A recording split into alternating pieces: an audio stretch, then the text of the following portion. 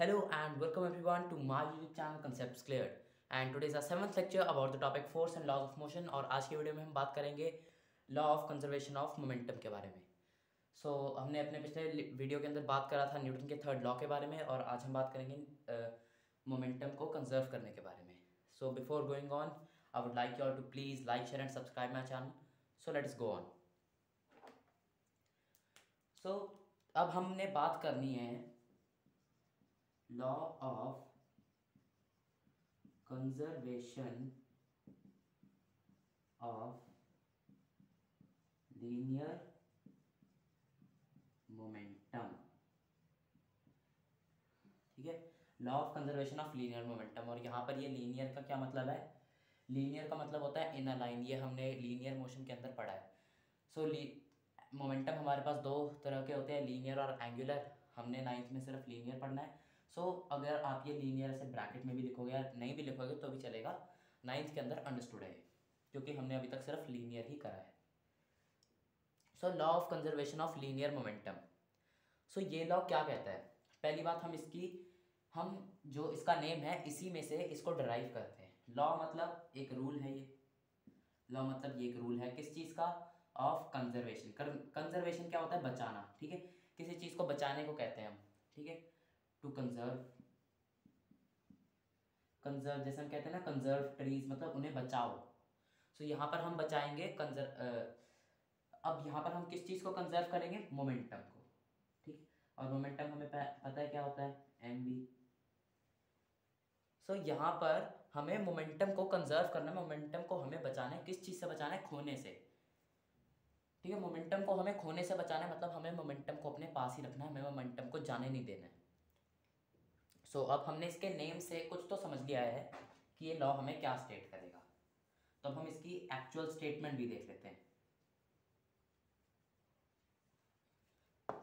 The actual statement for this law is that in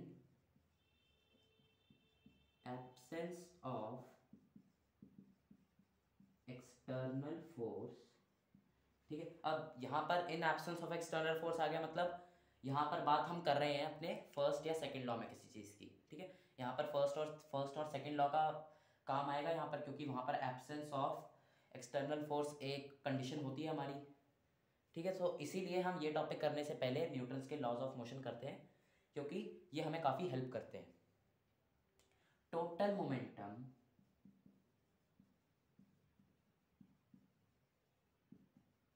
in absence of external force, total momentum of a system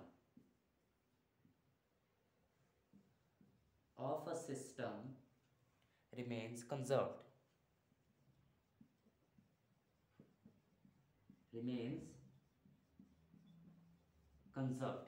ठीक है, जब तक कोई बाहर की फोर्स नहीं लगेगी, जब तक कोई एक्सटर्नल अनबैलेंस्ड इम्पल्स या फोर्स नहीं आएगी, तब तक एक सिस्टम क्या होता है? पहले ये बात समझनी बहुत ज़्यादा ज़रूरी है. एक सिस्टम क्या होता है? सिस्टम होता है एक ग्रुप ऑफ आइसोलेटेड ऑब्जेक्ट्स. ठीक है, जैसे अब सिस्टम से हमारा क्या मतलब होता है कि हमने दो ऑब्जेक्ट्स लिया. जैसे मान लो हमने दो ऑब्जेक्ट का एक सिस्टम बनाया. अगर हमने दो ऑब्जेक्ट्स का सिस्टम बनाया तो इस दुनिया में और कुछ नहीं है. हमने इन दोनों को इस दुनिया से आइसोलेट कर दिया. हमने सिर्फ इन दो चीज़ों की एक दुनिया बसा दी. वो होता है एक सिस्टम. ठीक है, हमने सिर्फ इन दो चीज़ों की एक दुनिया बसा दी. इसके अलावा इस दुनिया में और कुछ नहीं है. हमने इन्हें आइसोलेट कर दिया. मतलब यहाँ पर एयर भी नहीं है, यहाँ पर वैक्यूम है, पूरा वैक्यूम है. मतलब यहाँ पर एयर रेजिस्टेंस भी नहीं लगेगी, यहाँ पर फ्रिक्शन नहीं लगेगी. ठीक है, ये एक सिस्टम है. मतलब हमने इन दो चीज़ों को आइसोलेट कर दिया. This is a system. ठीक है, इस सिस्टम का अब ये क्या कह रहा है कि अगर हम कोई एक्सटर्नल अनबैलेंस्ड फोर्स नहीं लगाएंगे तो इस सिस्टम का जो टोटल मोमेंटम है इस सिस्टम का, मतलब इसका मोमेंटम प्लस इसका मोमेंटम, वो कंजर्व्ड रहेगा. मतलब बचा रहेगा. अब ये बात तो हमें कॉमन सेंस से समझ में आ रही है कि हाँ ठीक है, जब तक कोई एक्सटर्नल फोर्स अप्लाई नहीं होगी तब तक तो ये ऐसे ही चलते, तब तक तो इनका मोमेंटम सेम रहेगा. क्योंकि मोमेंटम चेंज करने के लिए हमें एक एक्सटर्नल इम्पल्स या फोर्स की ज़रूरत पड़ती है. हमने फर्स्ट लॉ में पढ़ा है. यहाँ पर इस चीज़ की क्या ज़रूरत है? यहाँ पर इस चीज़ की ज़रूरत हमें मेनली पड़ती है कोलिजन्स के टाइम. ठीक है, कोलिजन्स क्या होते हैं? जैसे ये दो ऑब्जेक्ट्स चल रहे हैं, मान लो ये v वेलोसिटी से चल रहा है, ये u वेलोसिटी से चल रहा है। अब मान लो v वेलोसिटी ज़्यादा, u वेलोसिटी कम है, तो अब ये दोनों आपस में टकराएंगे। ये स्लो स्पीड से चल रहा है, ये तेज स्पीड से चल रहा है, साइड में कोई जगह नहीं है, इनको एक ही ट्रैक पे चलना है, सो ये आपस में टकराएंगे। So that is a collision. और तब मेनली हम इसको यूज़ करते हैं, हम इस लॉ को तभी यूज़ करते हैं mainly in collisions. Okay, so this is our law of conservation of linear momentum. अब हम इसकी इक्वेशन को डिराइव करते हैं और हम इसकी थोड़ी एप्लीकेशंस भी पढ़ते हैं। ओके, सो हम इसे प्रूव करते हैं और हम फिर इसकी एक इक्वेशन भी डिराइव करेंगे और हम फिर चलते हैं। सो let us erase it all, क्योंकि हमें एक एग्जांपल लेना पड़ेगा यही कोलिजन वाला।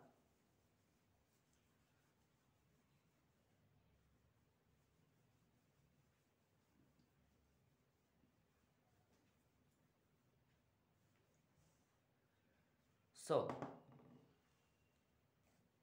अब हम एक आइसोलेटेड सिस्टम लेंगे दो ऑब्जेक्ट्स का। ये एक ऑब्जेक्ट है, ये एक ऑब्जेक्ट है, ठीक है। So we can say that let us, इसका मास m1 है, इसका मास m2 है, ये ऑब्जेक्ट a है, ये ऑब्जेक्ट b है। देन अब हम यहाँ पर मोमेंटम को बाद में ला रहे हैं, तो हमें इसकी वेलोसिटी को भी अंडर कंसिडरेशन लेना पड़ेगा। सो इसकी वेलोसिटी हम v1 मान लेते हैं, इसकी वेलोसिटी हम v2 मान लेते हैं। ओके, सो नाउ ये हमारा एक सिस्टम है। Okay, so we have taken an isolated system of two small balls a and b of masses m1 and m2 moving with initial velocities u1 and u2. Okay, so हम इसको initial velocity u1 u2 मान लेते हैं, v1 v2 हम final velocities के time पे मानेंगे। And they are moving along the same straight line, ये एक ही स्ट्रेट लाइन के अलॉन्ग चल रहे हैं, ठीक है। जैसे मैंने कहा था कि आसपास कोई रास्ता नहीं है जाने का, इनके पास सिर्फ एक ही सड़क है, एक पतली सी स्ट्रिप है जिसके ऊपर इन दोनों को चलना है। नाउ अब यहाँ पर हमने बात आइसोलेटेड सिस्टम की करी है, सो हम यहाँ पर कोई भी एक्सटर्नल फोर्स या इम्पल्स एक्ट नहीं कराएंगे। आइसोलेटेड सिस्टम बोलने का मतलब ही हमारा ये था। So now let us take कि अब हम ले लेते हैं u1 is greater than u2। Now we took this condition, हमने ये कंडीशन दी u1 is greater than u2। So obvious सी बात है ये दोनों चीज़ें टकराएंगी, इन दोनों में कोलिजन होगा। क्यों होगा? अगर आपने कभी बाइक रेसिंग या कार रेसिंग की गेम्स खेली है तो उसके अंदर होता है ना कि आप एक ही स्ट्रिप पर चल रहे होते हो, आपका जो ओपोनेंट है वो भी सेम स्ट्रिप पर चल रहा है। सो अगर आप ज़्यादा स्पीड से आ रहे हो तो कभी कभी टक्कर हो जाती है। सो दिस इज बिकॉज टक्कर होगी, क्योंकि सेम स्ट्रिप पर चलना इन्हें। अब ये स्लो वेलोसिटी से जा रहा है, ये ज़्यादा वेलोसिटी से जा रहा है, तो इन दोनों में टक्कर होगी। Okay, so for an example ये पेन है, ये पेन है, ये पेन धीरे जा रहा है, ये पेन तेज जा रहा है, तेज जा रहा है, तो इन दोनों में से टक्कर हो जाएगी। So this is why they will collide. So collision का भी एक डायग्राम बना लेते हैं, व्हेन दे कोलाइड, विजुलाइज करने में आसानी होगी। This is our A, this is our B, m1 m2। अब ये कोलिजन का टाइम है, सो हम यहाँ पर वेलोसिटीज को कंसिडर नहीं करेंगे, क्योंकि कोलिजन के टाइम पे वेलोसिटीज को हम कुछ कह नहीं सकते। अब नाउ हमारा ए आगे, ए पीछे था तो वो ए पीछे ही रहेगा, बी आगे था तो वो आगे ही रहेगा। ऐसा क्यों होगा अभी बताता हूँ। First let us do the labelling.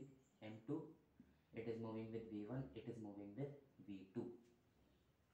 अब यहाँ पर मैंने कहा था कि u1 ज़्यादा स्पीड से चल रहा है, और मतलब ए ऑब्जेक्ट ज़्यादा स्पीड से चल रहा है बी ऑब्जेक्ट से, दोनों कोलाइड करते हैं, फिर भी मैंने कहा कि ये ऑब्जेक्ट उसके पीछे रहेगा। क्यों रहेगा पीछे? ऐसा क्यों होगा? ऐसा इसलिए होगा क्योंकि अगर ए ऑब्जेक्ट को बी ऑब्जेक्ट के आगे आना है तो उसे ओवरटेक करना पड़ेगा। अब यहाँ पर कोई क्वांटम फिजिक्स तो लग नहीं रही कि ये टेलीपोर्ट हो जाएगा या टनलिंग कर देगा। ओके, सो अब अगर इसे ओवरटेक करना है तो इसे साइड से ही जाएगा, ना ये इसके ऊपर से जा सकता। ऊपर से जाने के लिए हमें एक एक्सटर्नल फोर्स देनी पड़ेगी, साइड से ले जाने के लिए भी हमें एक एक्सटर्नल फोर्स देनी पड़ेगी। But it is an isolated system, isolated system में कोई एक्सटर्नल फोर्स लगेगी नहीं, तो ये इसको ओवरटेक नहीं कर पाएगा, क्योंकि ओवरटेक या तो इसको साइड से कर सकता है या इसको ऊपर से कर सकता है। अब साइड और ऊपर से जाने के लिए इसको फोर्स लगानी पड़ेगी, इसकी डायरेक्शन चेंज करनी पड़ेगी। आइसोलेटेड सिस्टम है, कोई फोर्स हम लगा नहीं सकते, तो ये पीछे ही रहेगा। ओके, अगर हम वही अपनी गेम्स के एग्जांपल पर आए, कार रेसिंग बाइक रेसिंग की गेम्स में, तो क्या होता है, आपने देखा होगा अगर आपकी ऐसे टक्कर हो जाती है ओपोनेंट से और आपकी टक्कर हो जाती है, आप ज़्यादा स्पीड से आ रहे थे, आपका ओपोनेंट कम स्पीड से जा रहा था, तो आप देखोगे आप स्लो हो जाओगे और आपका ओपोनेंट और ज़्यादा तेज़ हो जाएगा। ओके, सो कुछ आप ऐसा समझ सकते हो कि आपने अपना मोमेंटम पास ऑन कर दिया। सो कुछ वही होता है यहाँ पर। सो यहाँ पर अब हमें समझ में आ गया कि v1 is less than v2। Okay, क्योंकि ये इसको ओवरटेक कर नहीं पाएगा, ये इसको एक पुश देगा और ये आगे और स्पीड से जाएगा। सो नाउ अब यहाँ पर हम फोर्सेस लगेंगी, यहाँ पर ये एक दूसरे के टच में आए हैं तो फोर्सेस तो लगेंगी। सो फोर्सेस को कंसिडरेशन में ले लेते हैं। सो नाउ अब यहाँ पर सोचो कौन किस पर एक्शन करेगा और कौन किस पर रिएक्शन करेगा। यहाँ पर कौन किस पर एक्शन करेगा, यहाँ पर ए बी पर एक्शन करेगा। क्यों? क्योंकि ए जाकर बी से टकरा रहा है, बी ए से नहीं टकरा रहा है। ए जाकर बी से टकरा रहा है, ओके, बी ज्यादा स्पीड से जा रहा है, बी पीछे से आ रहा है, तो बी जाकर ए जाकर बी में टकराएगा, बी ए में नहीं टकराएगा। ओके, सो बी पीछे से आएगा, बी टकराएगा, ए पीछे से आएगा, ए टकराएगा। सो इसका मतलब वो एक्शन करेगा, ए ने एक्शन करा, एक फोर्स लगाई एफ ए बी। नाउ हमने न्यूटन का थर्ड लॉ पढ़ा है, मतलब हम बेझिझक कह सकते हैं कि बी बी ए पर एक रिएक्शन लगाएगा माइनस एफ बी ए, माइनस एफ बी ए नहीं, एफ बी ए लगाएगा, सॉरी, ठीक है, एफ बी ए, जिसको हम दूसरे वर्ड्स में माइनस एफ ए बी भी कह सकते हैं। क्यों कह सकते हैं? क्योंकि reaction is always equal and opposite. ठीक है, reaction is always equal and opposite. F B A reaction है, एफ ए बी रिएक्शन है, ये इसके इक्वल है, बट डायरेक्शन में फर्क आ गया सिर्फ। सो ये बात होगी। नाउ यहाँ पर अब हम सेकेंड लॉ पढ़ेंगे। अब यहाँ पर हमें अपने सारे लॉस को इम्प्लाई करना। अब तक हमने पिछले 3-4 लेक्चर्स में हमने न्यूटन के 3 लॉस पढ़े हैं। हमने अपने पिछले 4 लेक्चर्स में न्यूटन के 3 लॉ पढ़े। अब हमें उन अपनी जितनी भी इंफॉर्मेशन है तीनों लॉस की, सबको इसमें अप्लाई कर कर इसको डिराइव करना है। ओके, सो ये अब हमारा चैलेंज है कि हमने अपनी नॉलेज को टेस्ट करना है। So you can take it as challenge to test your knowledge. So अब लेट अस टेक कि ये दो कोलाइड करते हैं and they collide for t seconds. ठीक है, इनके बीच का जो कॉन्टैक्ट रहता है, ये जो कॉन्टैक्ट टाइम है इनका, ये t सेकेंड्स है। उसके बाद ये दोनों वापस से सेपरेट होकर v1 v2 वेलोसिटी से चलने लग जाते हैं। नाउ अब इनकी वेलोसिटीज चेंज हो चुकी हैं v1 और v2 में। सो अब हम क्या करेंगे, अब हम इनका लीनियर मोमेंटम निकालेंगे। अब हम इनका मोमेंटम निकालेंगे, फिर हम उन्हें देखेंगे कि इनिशियल मोमेंटम और फाइनल मोमेंटम आपस में इक्वल आ रहे हैं या नहीं। सो अब हम लीनियर मोमेंटम निकालते हैं ए का। ए का लीनियर मोमेंटम क्या होगा? ए का लीनियर मोमेंटम हमारे पास इनिशियल मोमेंटम P ऑफ ए आई, ठीक है, P ए आई लिखा है मैंने, मोमेंटम ऑफ ए इनिशियल, ठीक है, इनिशियल को मैंने आई से डिनोट करा है। सो वो होगा m1 u1, sorry, it would be m1 u1। Now final momentum कितना होगा ए का? A F is equal to m1 v1। Okay, क्योंकि यहाँ पर वेलोसिटी इसकी v1 हो चुकी है, सो इसका फाइनल मोमेंटम होगा m1 v1। नाउ अब हम b को लेते हैं। सो मोमेंटम b का इनिशियल कितना होगा हमारा? m2 u2, और हमारा फाइनल कितना होगा? m2 v2। सो ये सारी चीज़ें तो अब हमें पता है, क्योंकि यहाँ पर हमने सिंपल सा मोमेंटम का फॉर्मूला यूज़ करा है mv। ये बात हो गई। नाउ अब यहाँ पर हम फोर्स को भी कैलकुलेट कर लेते हैं। फोर्स को हम कैसे कैलकुलेट कर सकते हैं? एफ ए बी कितना होगा? एफ ए बी हमारे पास यहाँ पर मास है, एक्सेलरेशन तो है नहीं। सो हमने एक दूसरी इक्वेशन भी पढ़ी है ना, M V minus U by T, M V minus M U by T, वहाँ से एम कॉमन लेंगे। सो अब हम फोर्स ए बी कैलकुलेट करते हैं, ठीक है। जितना मतलब जितनी चीज़ें पता चल सके, जितनी चीज़ों को हम फाइंड कर सकें, उतनी चीज़ें ढूंढ लेते हैं पहले, बाद में दिमाग लगाएंगे कि आगे क्या करें। सो एफ ए बी यहाँ पर अब हमें पता है मास तो m1 ही रह रहा है, देन इसकी फाइनल वेलोसिटी आई v1 हमारे पास, minus u1 initial velocity upon time t, ठीक है। t टाइम लगा है ना कोलिजन में, सो हमने टाइम ले लिया t। नाउ अब हम बात करते हैं जो रिएक्शन आएगा, रिएक्शन को भी फाइंड आउट कर लेते हैं। एफ बी ए भी फाइंड आउट कर लिया, N2V2 minus U2 by T, ठीक है। सिंपल है, हमने बस फार्मूला के अंदर वैल्यूज पुट करी है। नाउ अब हमें एफ ए बी देखकर हमें क्या पता चल रहा है, ये हमें क्या बता रहा है, एफ ए बी ये हमें change in momentum of A दिखा रहा है, सही बात है ना। Change rate of change of momentum of A दिखा रहा है कि ए का मोमेंटम कितने रेट से चेंज हुआ है, उसी को हम फोर्स कहते हैं, उसी चीज को हम फोर्स कहते हैं, rate of change of momentum को। सो ये rate of change of momentum है, यही चीज फोर्स है हमारी। नाउ यहां पर अब हमें पता है F A B is equal to minus F B A, ये बात हमें पता है, F A B is equal to minus F B A, ठीक है। सो यहाँ पर हमारा अब यहाँ पर हमारे तीनों लॉ कैसे यूज हुए, सोचो इस बात को। पहला लॉ तो हमारा उसी चीज में यूज होगा जब हमने इसको आइसोलेटेड सिस्टम बता दिया, ठीक है। जब हमने इस चीज को आइसोलेटेड सिस्टम बता दिया तो तभी से हमें पता चल गया कि ये दोनों रेस्ट में नहीं आएंगे, ये दोनों चलते रहेंगे, ठीक है। अब वो चीज हो गई। नाउ अब क्या हुआ, अब यहाँ पर हमने सेकंड लॉ कैसे यूज करा, rate of change of momentum is equal to force लगाकर। अब यहाँ पर हमने थर्ड लॉ इस लाइन में यूज कर लिया। सो तीनों लॉज यूज हो गए ना हमारे, यहाँ पर हमारे तीनों लॉज यूज हो गए, हमने तीनों लॉज की अपनी नॉलेज को टेस्ट कर लिया कि हमें कितना समझ में आए थे तीनों लॉज। अब क्या करेंगे, अब यहाँ पर बस सिंपल सी अपनी वैल्यूज पुट करेंगे, फाइंड आउट करेंगे अपनी चीजें। नाउ यहाँ पर क्या आएगा, M V one minus M U one by T is equal to, sorry M one V one M one U one, M two V two minus M two U two upon T. अब ये दोनों चीजें equal होंगी, T से T cancel out करो। अब so let me erase this diagram, ये diagram erase कर देता हूँ थोड़ा, okay, because we do not have space now. So we are continuing our calculations from here.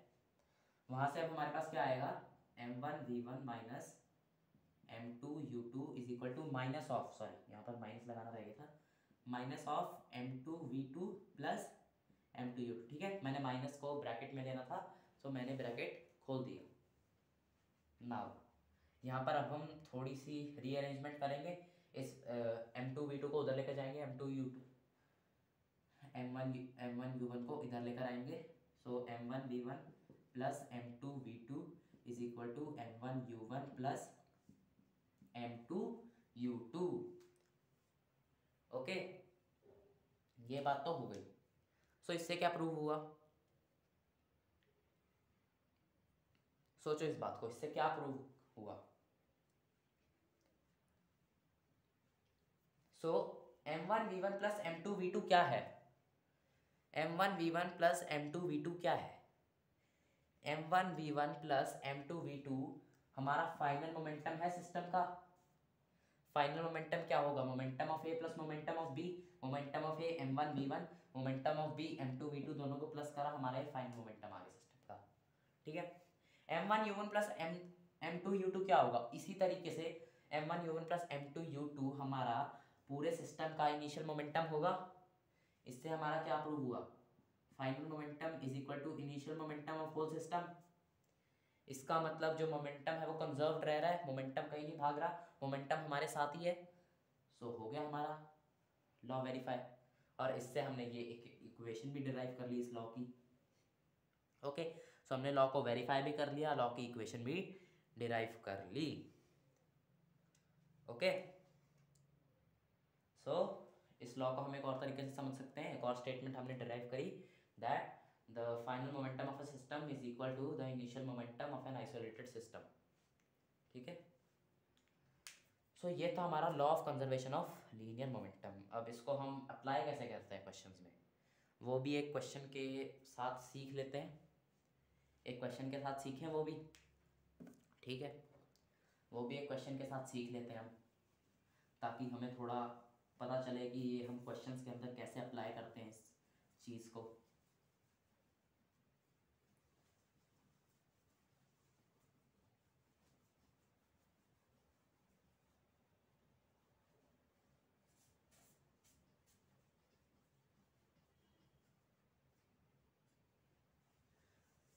सो अब हम इसको अप्लाई करना सीखेंगे गन और बुलेट के एग्जांपल से, वेरी फेमस एग्जांपल। ठीक है, अगर आप कोई भी बुक उठाकर देख लो या कहीं से भी समझ लो, ज़्यादातर वो यही एग्जांपल लेते हैं, क्योंकि इससे चीज़ें काफ़ी ज़्यादा एक तो रियल लाइफ लगती हैं और काफ़ी अच्छे से क्लियर भी हो जाती है। Okay, so let us take this is our gun, ये हमारी एक गन है,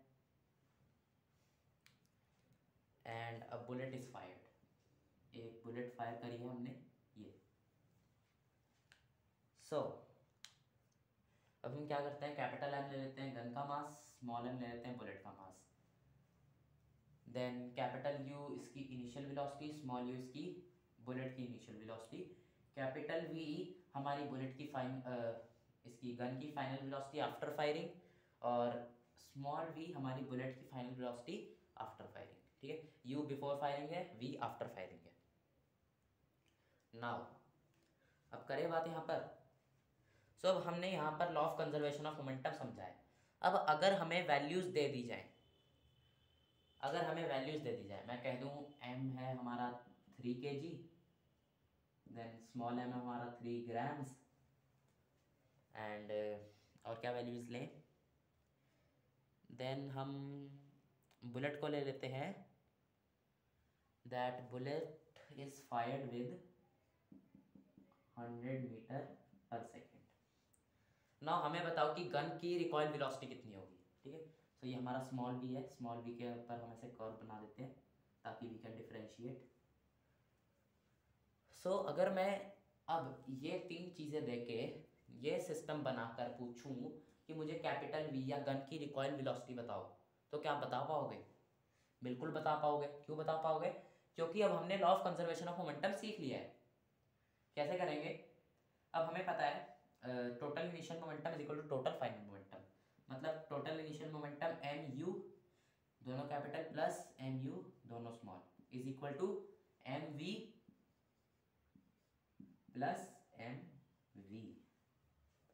ठीक है, अब ये बात है। अब मैंने यहाँ पर u तो दिया नहीं आपको, सो यहाँ पर आप u कैसे फाइंड आउट करोगे?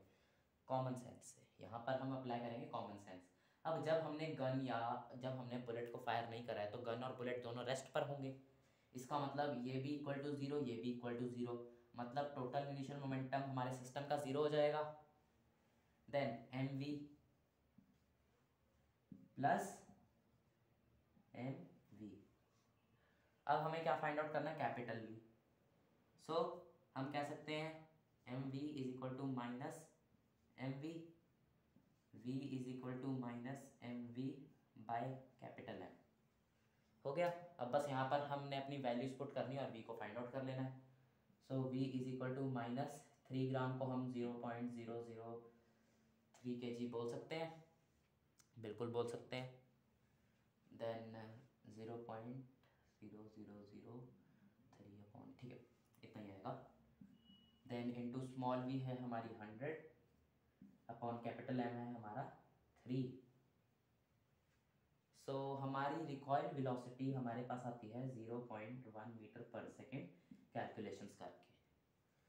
सो देखो अब इससे हमारे क्वेश्चंस कितने आसान हो गए। अब अगर हमें ये law of conservation of momentum ना पता होता तो हम ये इक्वेशन अप्लाई ना कर पाते और हमें आंसर कभी ढूंढ ही ना पाते। So this is how we use the law of conservation of momentum in our questions. इस हम लॉ को क्वेश्चंस के अंदर कैसे यूज़ करते हैं, इस तरीके से यूज़ करते हैं। इसी तरीके से हमारे पास ये आ सकता है कि जैसे आप एक फायर फाइटर है, उसने अपनी पाइप को ऑन करा, वहाँ से प्रेशर से पानी निकल रहा है, तो आप बताओ फायर फाइटर को कितनी रिकॉइल मिलेगी। सो आप वो सब कैलकुलेट कर सकते हो यूजिंग दिस लॉ। नाउ अब इसके कुछ एग्जांपल्स देख लेते हैं कि हम कि ये जो हमारा लॉ है ये कहाँ कहाँ पर यूज़ होता है। So let us take some examples. So वैसे तो इस लॉ के कुछ खास डिफरेंट एग्जांपल्स नहीं है, वही सेम एग्जांपल्स है जो हमारे थर्ड लॉ के अंदर होते हैं, ठीक है। सो ये एक तरह से थर्ड लॉ ही आप मान लो, ठीक है। स्विमिंग, मोशन ऑफ रॉकेट्स, जब एक आदमी शोर पर जंप करता है, then recoil of the gun, then the fire brigade और वो। सो दिस इज, ये है हमारा law of conservation of linear momentum. So I believe इसके अंदर अब कोई भी डाउट नहीं होगा, और हमने इसका एक क्वेश्चन भी प्रैक्टिस कर लिया है। And if you want I can give you one more question, but इसके क्वेश्चंस कुछ ज़्यादा टफ नहीं होते हैं अनलेस हम कॉम्पिटिटिव लेवल की तैयारी कर रहे हैं। तो अगर हम कॉम्पिटिटिव लेवल की तैयारी कर रहे हैं देन तो इट्स वेरी काफ़ी मुश्किल हो जाता है। एक और टाइप के क्वेश्चन डिस्कस कर लेते हैं इसमें, क्योंकि इसमें सिर्फ ये एक टाइप नहीं आता, एक और टाइप आता है। सो ये तो एक टाइप था जिसके अंदर ऑब्जेक्ट्स कोलिजन के बाद एक दूसरे से दूर दूर हो जाते हैं, ठीक है। सो ये तो एक टाइप था जिसमें ऑब्जेक्ट्स जो होते हैं कोलिजन के बाद दूर दूर हो जाते हैं। और अभी आप ये वाला लॉ देख के कह रहे होगे कोलिजन क्या इजी टॉपिक है। नहीं, कोलिजन इजी टॉपिक नहीं है। कोलिजन जब आप सीनियर क्लासेस में जाओगे सो आपको दो टाइप के कोलिजन करने होंगे, इलास्टिक और नॉन इलास्टिक, ठीक है। एक होता है हमारा इलास्टिक, दूसरा होता है हमारा नॉन इलास्टिक। इनके लिए आपको एक ब्रीफ दे देता हूँ। इलास्टिक कोलिजन क्या होता है? इलास्टिक कोलिजन होता है जिसके अंदर हमारा जो काइनेटिक एनर्जी होती है वो कंजर्व्ड रहती है। इलास्टिक कोलिजन में हमारी काइनेटिक एनर्जी कंजर्व्ड रहती है। सॉरी, इलास्टिक कोलिजन में काइनेटिक एनर्जी कंजर्व नहीं रहती है। इलास्टिक कोलिजन में जो हमारी काइनेटिक एनर्जी होती है वो कंजर्व नहीं होती है, ये हमारी कंजर्व नहीं होती है। नॉन इलास्टिक में हमारी काइनेटिक एनर्जी कंजर्व होती है। सो ये कोलिजन्स होते हैं। अभी इसके टाइप्स हमें करने की ज़रूरत नहीं है, वैसे हम अभी तो नॉन इलास्टिक कोलिजन्स ही कर रहे हैं, ठीक है, जहाँ पर जो काइनेटिक एनर्जी है वो कंजर्व्ड है, तभी हमारा लॉ ऑफ कंजर्वेशन चल रहा है ये, ठीक है। इलास्टिक कोलिजन्स हम सीनियर क्लासेस में करेंगे। सो वहाँ पर हमें थोड़ा हाई लेवल का मैथ्स अप्लाई करना पड़ता है, डिफरेंशिएशन, इंटीग्रेशन, कैलकुलस अप्लाई करना पड़ता है। सो वो हम अभी नहीं पढ़ते। सो एक और क्वेश्चन करते हैं, इंडीड अ गुड वन, ठीक है। एक आपको इससे एक नए टाइप के क्वेश्चंस को भी आपको एक्सपोजर मिलेगा। सो एक बॉडी है हमारे पास ए, ये एक बॉडी है ए, इसका मास हम कह देते हैं, हमने इसका मास ले लिया 6 kg। लेट अस टेक इसका मास है हमारे पास है 6 kg, और ये एक वेलोसिटी से चल रहा है, late us take 2 metre per second, ठीक है। हम 2 मीटर पर सेकेंड ले लेते हैं। देन ये कोलाइड कर जाती है एक और बॉडी के साथ, उसे हम ले लेते हैं बॉडी बी। उसका मास हम क्या लें, what should we take its mass. So चलो हम उसका मास 4 kg ले लेते हैं, ठीक है। To make our calculations easy, मैंने आपके लिए इतनी इजी वैल्यूज रख रहा हूँ। एंड इसकी वेलोसिटी हम 1.5 मीटर पर सेकेंड ले लेते हैं।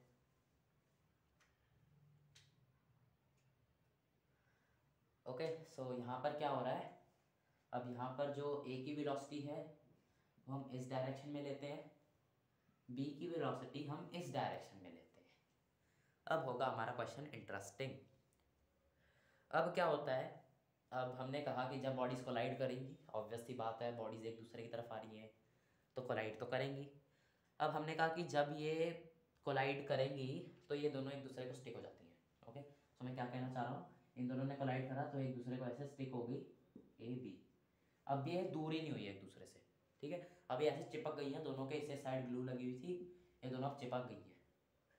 सो अब मुझे बताओ कि इसकी वेलोसिटी किस डायरेक्शन में, और इसकी वेलोसिटी हमारी किस डायरेक्शन में होगी, ठीक है। इस डायरेक्शन में होगी या इस डायरेक्शन में होगी, और उसका मैग्नीट्यूड क्या होगा, मतलब मुझे उसकी वेलोसिटी विद डायरेक्शन बताओ। सो ये काफ़ी एक अच्छा क्वेश्चन है। अभी तक हमने ऐसे क्वेश्चन नहीं करे।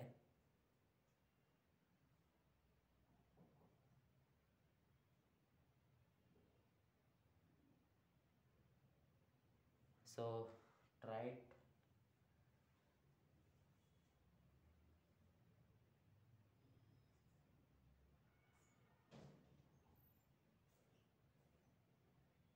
Okay so let's go. So I believe आप लोगों ने ट्राई करा होगा। काफ़ी सिंपल है, कुछ नहीं करना है यार। यहाँ पर अब हमें पता है लॉ ऑफ कंजर्वेशन तो हमने अप्लाई करना ही है। दो बॉडीज़ हैं, उसके मास और वेलोसिटी गिवन है, इसका मतलब हमने मोमेंटम को तो इंक्लूड में लेना ही है।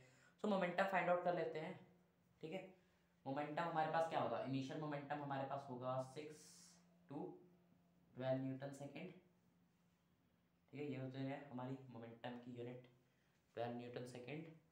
ये जा रही है पॉजिटिव डायरेक्शन में।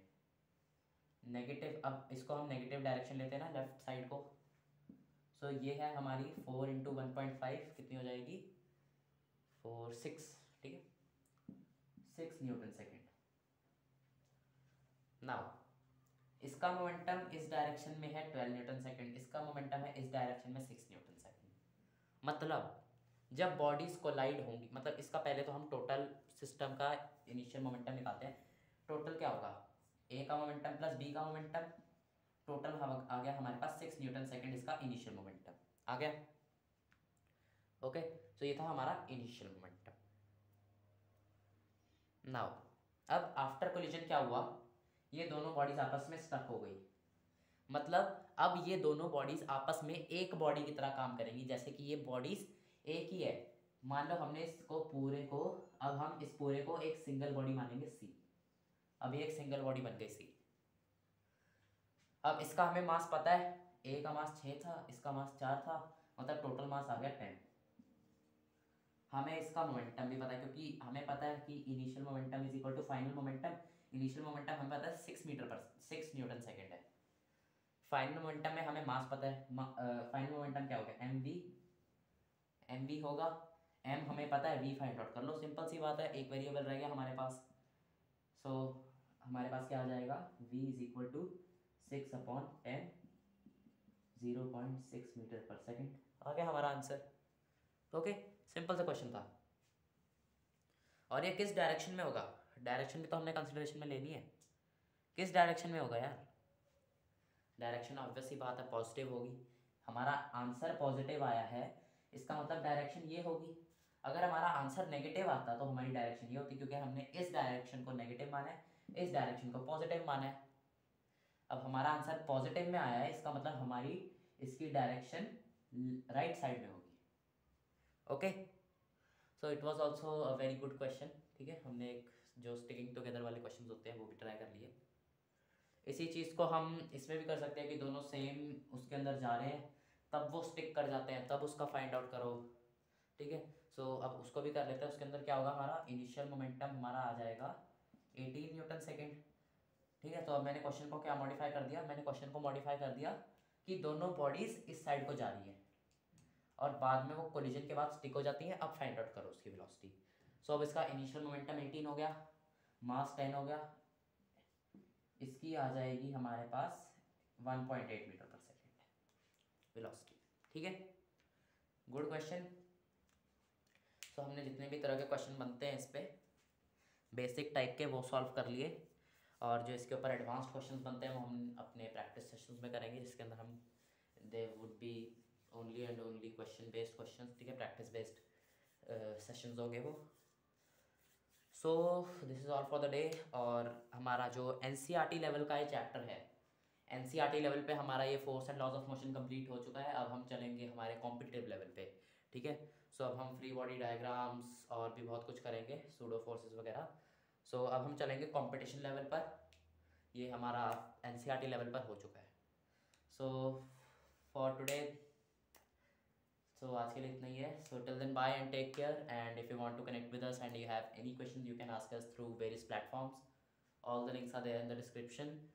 And if you if you have any feedback or doubts, you can also ask in the comments. We are always open to feedback. So till then, bye and take care, and keep on following this course. We'll meet you in the next lecture. Take care.